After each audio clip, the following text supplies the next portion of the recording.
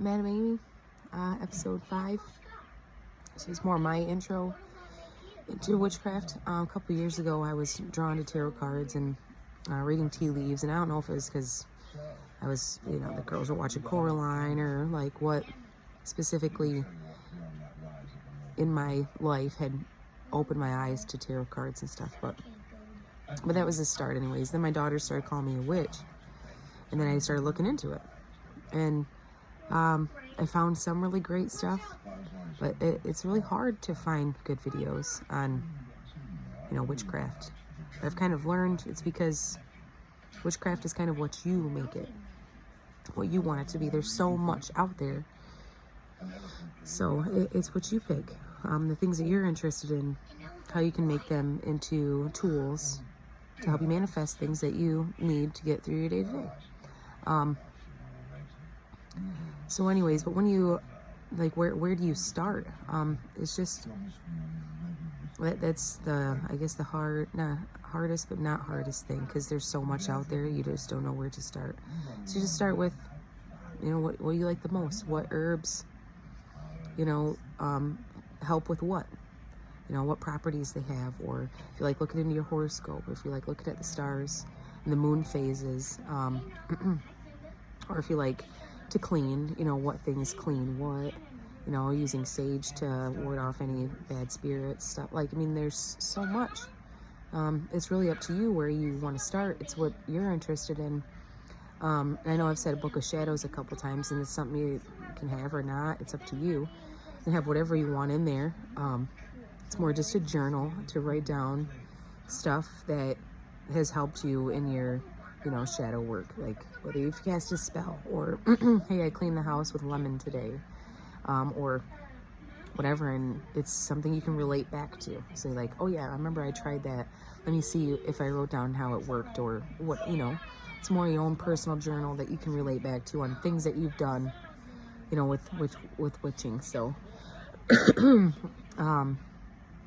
but yeah, I think, yeah, you can kind of start anywhere, but it's sometimes hard to find the right material to watch or read or learn from. But it's all a learning experience. That's why it's called practice. Just because you don't know all the names of crystals and their properties doesn't mean you're not a witch, or just because you don't read tarot cards, or just because that's okay. That's why there's different types of witches. There's your green witches, which are more plants and herbs, and there's your cottage witches, which are cleaning, cooking, making a home style, which is, kind of witchy. That's their witch preference. It's really your decision which route you take. And I just happened upon divination, but I would look into, I see numbers a lot, animals. I've said this before, but there's so much. It could be really anything, and where you start, it's on you, but just study things that interest you and get into it as much as you want.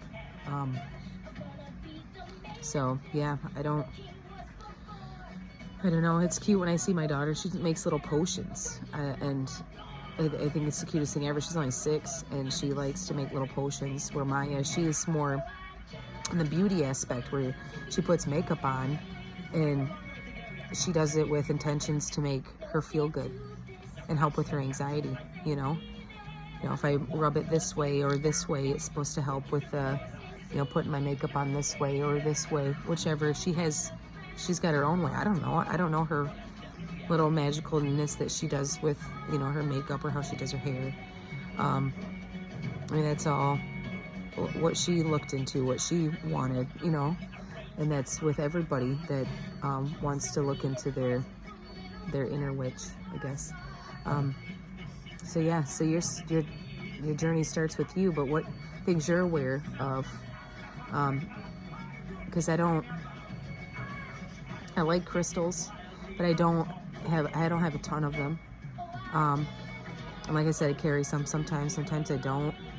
But a lot of it, you don't have to have all the stuff, you don't have to have a cauldron or an athame, or you don't have to have that stuff. for your witchcraft. It's up to you, you know. It really is. So I know, I just am trying to be aware, like the law of attraction, what you put out comes back. So if it's negative, it's going to be negative coming back to you. If it's positive, it's going to be positive coming back to you. That's my only rule that I would follow, I guess, is just be aware what you put out comes back. So I've never thought to try to curse or hex anybody, because this is, I mean, if you think karma at all, I don't only want good, you know. I don't want nothing bad, so I don't want anything bad towards somebody else either, because then it's going to come back to me somehow, I'm sure of it. So if anything, like I've said before, you know, just try not to harm anybody or have any intentions of putting harm towards somebody. If there's somebody out there that you don't really care for, then just try to banish them from your mind, from your thought, from your here. Avoid them, you know. Help, think thoughts like that. But but yeah, don't be afraid to look into whatever you want to look into to help you be a happier you. All right, guys, have a good night.